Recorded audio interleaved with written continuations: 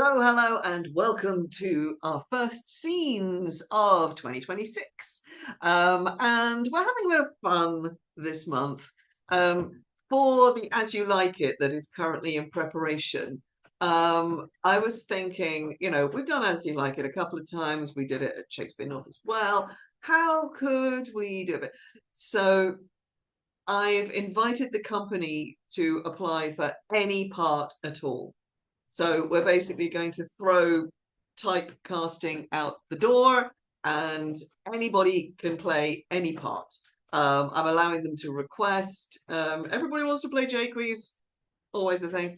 But at the same time, it's like, well, if you have always wanted to go at that part and you've never been cast and you don't think you ever would, here is an opportunity. But I'm also going to do names out of a hat. So, in the spirit of freedom and open opportunity casting, we have 4 scenes this week, and they've all been cast in the same way. So I hope you will enjoy that as much as I have. We are starting out with these are all scenes that we've done before, obviously, but here we have a scene starting with Romeo and Juliet, a scene between Valentina and Larissa as Juliet and Nurse. I'll let you try and guess who you think is playing which. It's one of our absolute favourite scenes. Juliet is waiting impatiently for news from Romeo about her marriage. Nurse hasn't come home. What will happen? So here is our first scene for this week with Valentina and Larissa. Enjoy. Oh, the clock struck 9 when I did send the nurse. In half an hour she promised to return. Perchance she cannot meet him.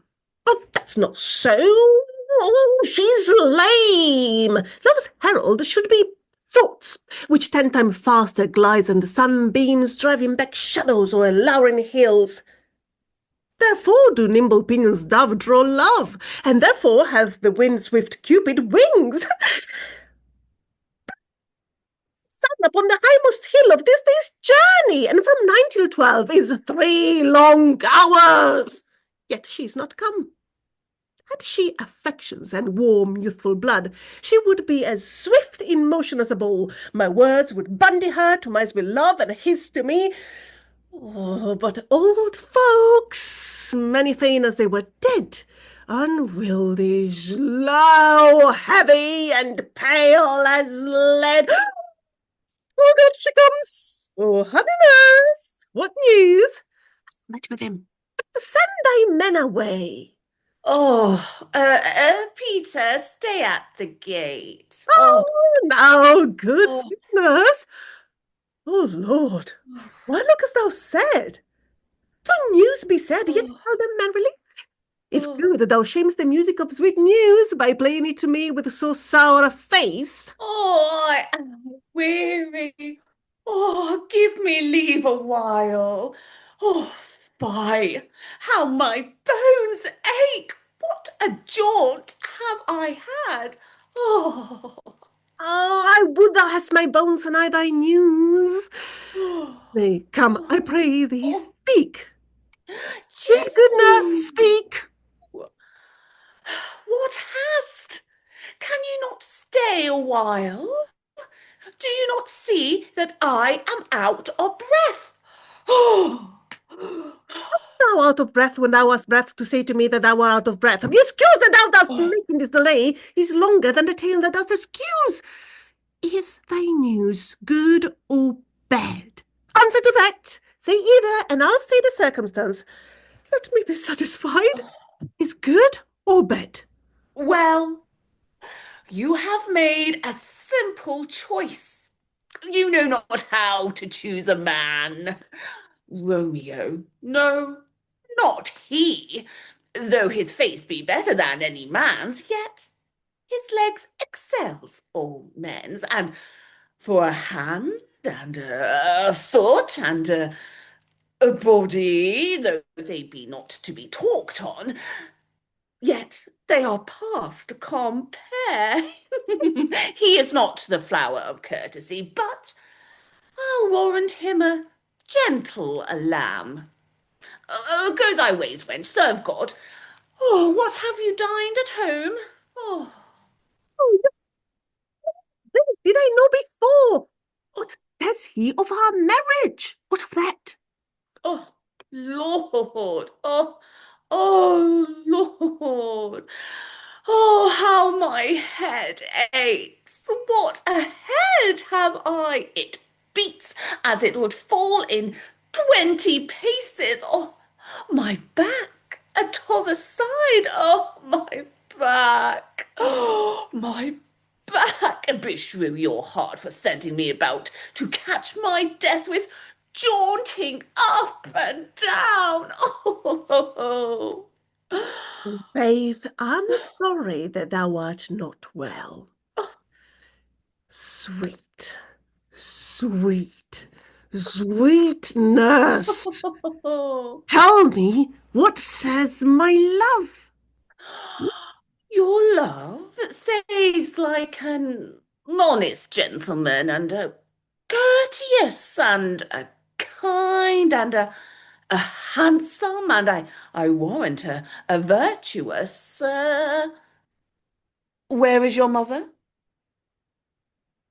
Where is my mother? Why, she's within. Where should she be? How oddly thou repliest. Your love says, like an honest gentleman, where is your mother? Oh, God's lady dear, are you so hot? Marry, come up, I trow. Is this a poultice for my aching bones? Henceforth, do your messages yourself. Dear, such a coil! Come, what says Romeo? Have you got leave to go to shift today? I have. Then hie hence you to Friar Lawrence cell. There stays a husband to make you a wife. Now comes the want of blood up on your cheeks. There'll be in Scarlet Street at my news. Hie you to church. I must another way to fetch a ladder by the which your love must climb a bird's nest soon when it is dark. I am the drudge and toil in your delight, but you shall bear the burden soon at night. Go out to dinner, hie you to the cell. Right to my fortune. Honest nurse, farewell. Still just going to be fun this week. Now we're going to Antony and Cleopatra. And we've got a four-hander coming up because I just thought, well, again, let's have some fun. So this is the scene where Antony is deciding and resolving, in fact, realizing that he has to leave Cleopatra. He has to go back to Rome and be a good Roman and deal with his responsibilities because Fulvia, his wife, who's been agitating to get him back one way and another, has died and he has to go back. And this has to go through a lot of people, and how is this going to go down? So in this grouping, again, I'm not telling you who's who. We have Tom, Alexandra, Sarah, and Eric, and they are going to play that scene for you. So enjoy. There's a great spirit gone. Thus I did desire it. What our contempts doth often hurl from us, we wish it ours again. The present pleasure, by revolution lowering, does become the opposite of itself. She's good, being gone. A hand could pluck her back that shoved her on. I must from this enchanting queen break off 10,000 harms, more than the ills I know my idleness doth catch. How now, Enobarbus? What's your pleasure, sir? I must with haste from hence. Why, then we kill all our women. We see how mortal an unkindness is to them. If they suffer our departure, death's the word. I must be gone. Under a compelling an occasion, let women die. were a pity to cast them away for nothing. Though between them and a great cause, they should be esteemed nothing. Cleopatra, catching but the least noise of this, dies instantly. I have seen her die 20 times upon far poorer moment. I do think there is metal in death, which commits some loving act upon her. She hath such a celerity in dying. She is cunning past man's thought. Alack, sir, no. Her passions are made of nothing but the finest part of pure love. Cannot call her winds and waters, sighs and tears. They are greater storms and tempests than almanacs can report. This cannot be cunning in her. If it be, she makes a shower of rain as well as Jove. Would I had never seen her. Oh, sir, you had then left unseen a wonderful piece of work, which, not to have been blessed withal, would have discredited your travail. Fulvia is dead. Sir? Fulvia is dead.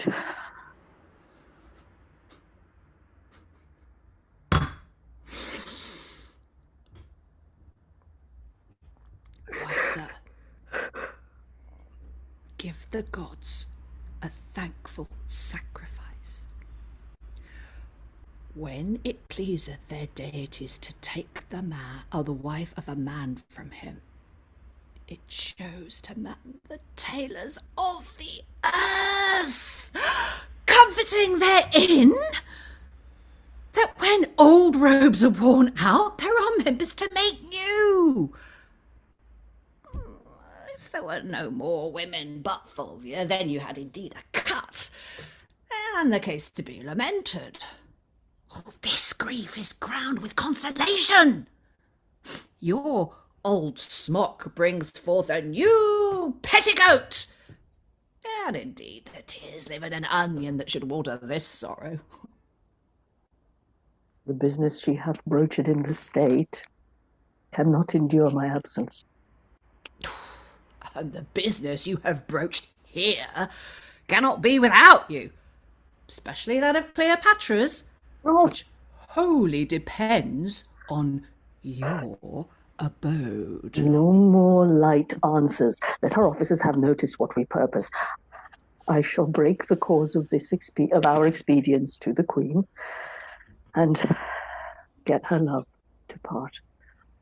For not alone the death of Fulvia, with more urgent touches, do strongly speak to us, but the letters too of many our contriving friends in Rome petition us at home. Primus Pompeius have given the dare to Caesar and commands the empire of the sea. Our slippery people, whose love is never linked to the deserver till his deserts are past, begin to throw Pompey the Great and all his dignities upon his son, who, high in name and power, higher than both in blood and life, stands up for the main soldier, whose quality going on, the sight of the world may danger. Much is breeding, which like the courser's hair hath yet but life, and not a serpent's poison. Say our pleasure to such whose places under us require our quick remove from hence. I shall do it. Oh, where is he? I did not see him since. See where he is, who's with him, what he does. I did not send you. If you find him sad, say I'm dancing. If in mirth, report I'm sodding sick. Quick, and return. Madam, methinks if you did love him dearly, you do not hold the method to enforce the like from him. What should I do? I do not. In each thing give him way, cross him in nothing. Thou teachest like a fool, the way to lose him. Tempt him not so too far. I wish forbear. In time we hate that which we often fear. But here comes Antony. Oh, I'm sick and sullen.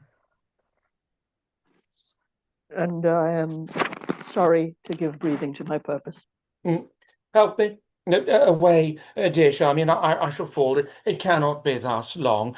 The sides of nature will not sustain it. My dearest queen, Dear, pray thou, stand farther from me. what's the matter? I know by that same eye there's some good news. What says the married woman? You may go. Would she had never given you leave to come? Let her not say that 'tis I that keep you. Here, I've no power upon you. Hers you are. The gods best know.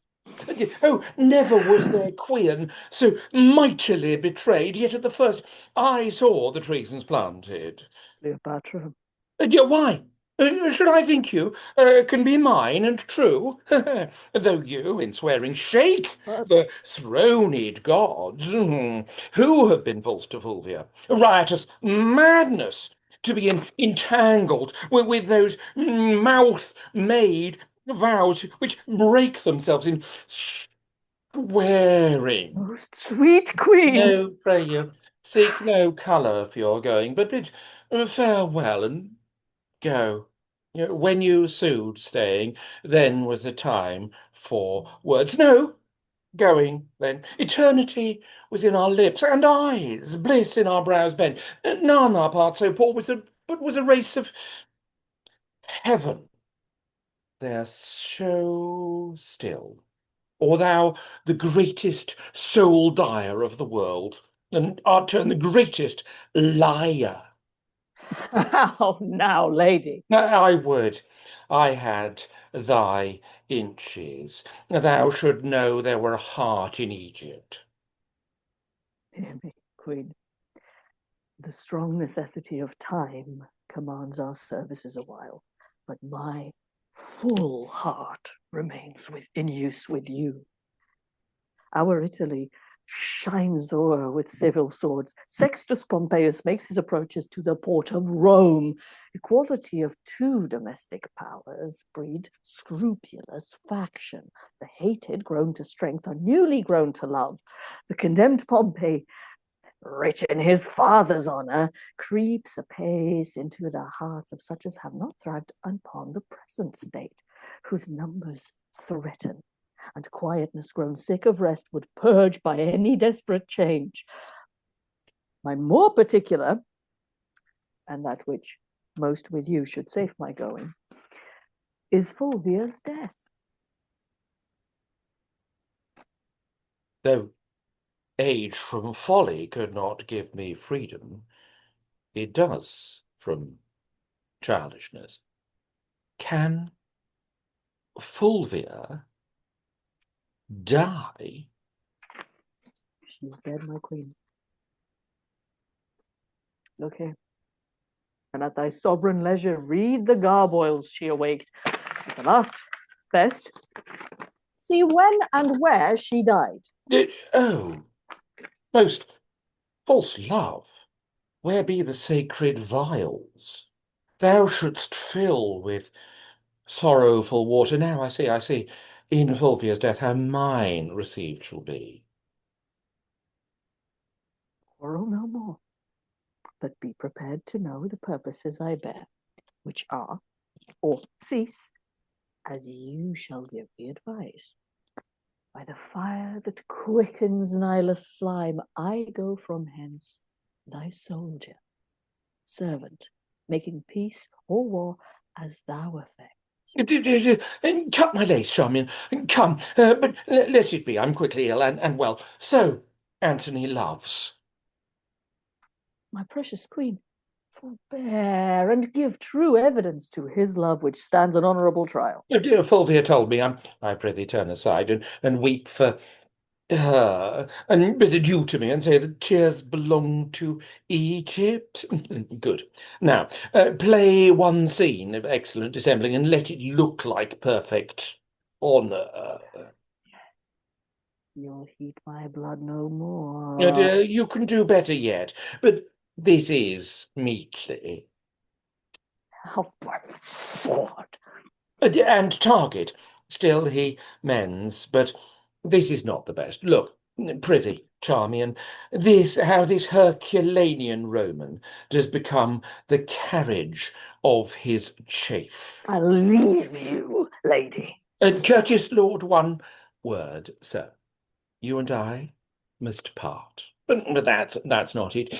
Sir, you and I have loved, but there's not it. You know well something it is I would. Oh, my oblivion is a very Antony, and I'm all forgotten. But that your royalty holds idleness your subject, I should take you for idleness itself. But it is sweating labour to bear such idleness so near the heart as Cleopatra this, but, sir, forgive me, since my becomings kill me, when they do not, I well to you, your honour calls you hence, and therefore be deaf to my unpitied folly, and all the gods go with you. Upon your sword sit laurel victory, and smooth success be strewed before your feet.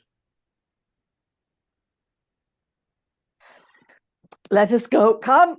Our separation so abides and flies that thou residing here goes yet with me, and I hence fleeing here remain with thee. Away! Well, that was always going to be a fun one. Here we go with our third scene, and we're going to Henry VI, Part 1. This again is an extremely old favourite. This is Talbot and Talbot. We have John Talbot, the great man of England, the great inspiring general and war leader, and we have his son who has come over to learn from his dad. And it's all going a bit wrong because the French are having a really good day, and between Talbot and Talbot, what is going to happen? Who is going to stay? Who is going to leave? Let us wait and see. Now, this is two of our favorite Americans. This is Bridget and Joelle playing this scene for you today. So again, as ever, I hope you will enjoy. O young John Talbot, I did send for thee to tutor thee in stratagems of war, that Talbot's name might be in thee revived, when sapless age and weak unable limbs should bring thy father to his drooping chair. But, O malignant and ill-boding stars, now thou art come unto a feast of death, a terrible and unavoided danger. Therefore, dear boy, mount on my swiftest horse, and I'll direct thee how thou shalt escape by sudden flight. Come, dally not, be gone. Is my name Talbot? And am I your son? And shall I fly? Oh, if you love my mother, dishonor not her honorable name, to make a bastard and a slave of me. The world will say he is not Talbot's blood that basely fled when noble Talbot stood. Fly to revenge my death if I be slain. He that flies so will never return again. If we both stay, we both are sure to die.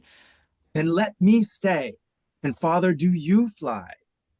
Your loss is great, so your regard should be. My worth unknown, so loss is unknown to me. Upon my death, the French can little boast. In yours they will, in all you hopes are lost. Flight cannot stain the honor you have won, but mine it will, that no exploit have done. You fled for vantage, everyone will swear, but if I bow, they'll say it was for fear. There is no hope that ever I will stay. If the first hour I shrink and run away. Here on my knee I beg mortality, rather than life, preserved with infamy. Shall all thy mother's hopes lie in one tomb? Aye, rather than I'll shame my mother's womb. Upon my blessing, I command thee, go! To fight I will, but not to fly the foe. Part of thy father may be saved in thee. No part of him, but will be shame in me. Thou never hadst renown, nor canst not lose it. Yes, your renowned name.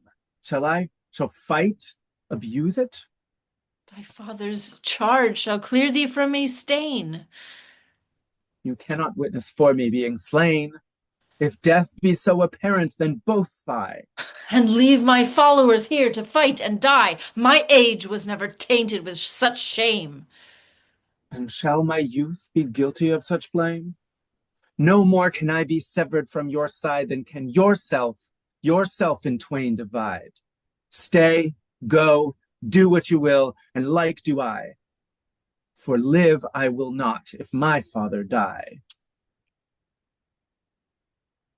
Then here I take my leave of thee, fair son, born to eclipse thy life this afternoon. Come, side by side, together live and die, and soul with soul from France to heaven fly. Final call today. We're still with the Henrys. We're going to Henry IV, Part 1. This is a scene which is a huge favourite with the company because of the cue structure within it. How it's going to play out, I'm not even going to imagine. But we are now going to go to the Boar's Head at Eastcheap, where Hal and Poins are passing the time until Falstaff and co get back from Gad's Hill. And they decide to play a little prank on Francis the drawer. So here we have Eric and Bridget and Sarah and Joelle. And just so you know, some people in this scene know more about the cue structure of this scene than other people do. So exactly how it's going to play out, I'm not going to say, but this could be a fun one. So I hope you will enjoy. See you in a bit. Ned, prithee come out of that fat room and lend me thy hand to laugh a little. Where hast been, Hal? With 3 or 4 loggerheads amongst 3 or 4 score hogsheads, I have sounded the very base string of humility. Sir, I'm sworn brother to a leash of drawers, and can call them by their names as Tom, Dick, and Francis. They take it already upon their confidence that, though I be but Prince of Wales, yet I am the king of courtesy, telling me flatly I am no proud jack like Falstaff, but a Corinthian, a lad of metal, a good boy, and when I am king of England I shall command all the good lads in Eastcheap. They call drinking deep, dying scarlet, and when you breathe in your watering, then they cry hem, hem, and bid you play it off. To conclude, I am so good a proficient in 1/4 of an hour that I can drink with any tinker in his own language during my life. I tell thee, Ned, thou hast lost much honour that thou wert not with me in this action. But sweet Ned, to sweeten which name of Ned, I give thee this pennyworth of sugar, clapped even now into my hand by an underskinker, one that never spake other English in his life than 8 shillings and 6pence, and you are welcome, and with this shrill addition, anon, sir, a score a pint of bastard in the half-moon, or so. But Ned, to drive away time till Falstaff come, I prithee, do thou stand in some by-room while I question my puny drawer to what end he gave me the sugar. And do never leave calling Francis, that his tale may to me may be nothing but anon. Step aside, and I'll show thee a precedent. Francis! Anon, sir, anon. Francis! Anon, sir, anon. Oh, look down into the pond, can't it, Ralph? Come hither, Francis. My lord? How long hast thou to serve, Francis? Oh, forsooth, 5 years, and as much to say. Oh, I could be. and as much to... Francis! Francis! Oh, anon, sir. 5 years, by'r lady, a long lease for the clinking of pewter. But Francis, darest thou be so valiant as to play the coward with thy indenture and show it a fair pair of heels and run from it? Oh, Lord, sir, I'll be sworn upon all the books in England I can find my heart. Francis! Anon, sir. How old art thou, Francis? Ooh, let me see. About Michaelmas next, I Francis! shall be... anon, sir. Oh, pray you stay a little, my lord. Nay, but hark you, Francis, for the sugar thou gavest me, 'twas a pennyworth, wasn't it? Oh, Lord, sir, would it have been 2? I will give thee for it 1,000 pound. Ask me when thou wilt, and thou shalt have it. Francis! Anon. Anon, Francis. No Francis, but tomorrow, Francis, or Francis on Thursday, or indeed Francis when thou wilt. But Francis, My lord? wilt thou rob this leather jerkin, crystal button, not pated, agate ring, puke stocking, caddis garter, smooth tongue, Spanish pouch? Lord, sir, who do you mean? Why then, your brown bastard is your only drink. For look you, Francis, your white canvas doublet will sully. In Barbary, sir, it can't come to so much. What, sir? Francis! Away, you rogue, dost thou hear them call? Francis! Francis! What? Standst you thou still, and here's such a calling? Look to the guests within, my lord, old Sir John, with 6 more at the door. Shall I let them in? Let them alone a while, and then open the door. Poins? Anon, sir. Sirrah, Falstaff and the rest of the thieves are at the door. Shall we be merry? As merry as crickets, my lad. But hark ye, what cunning match have you made at this jest of the drawer? Comes, what's the issue? I'm now of all humours that have showed themselves humours, since the old days of Goodman Adam, to the pupil age of this present 12 o'clock at midnight. What's o'clock, Francis? Anon, sir. That this fellow should have fewer words than a parrot, and yet the son of a woman. There we are. 4 scenes using open opportunity casting. I do love giving the actors opportunity to play parts that it's harder to cast them for, perhaps, in larger productions. But again, that's part of the joy of doing scenes. And I hope that you have enjoyed that as much as I did, and as much as they did. And thank you once again for your patronage. We are enormously grateful. We couldn't do this without you, in the greatest spirit of the player companies. So thank you so much. Please have yourselves a very happy and enjoyable couple of weeks. We will be back with a whole new As You Like It. So if you fancy escaping from reality into the Forest of Arden, please come with us. We'll see you in February for that. And yeah, lots of things going on, lots of exciting things to talk about. This is a very exciting year. So thank you so much. And yeah, all the very best. Thank you. See you next time.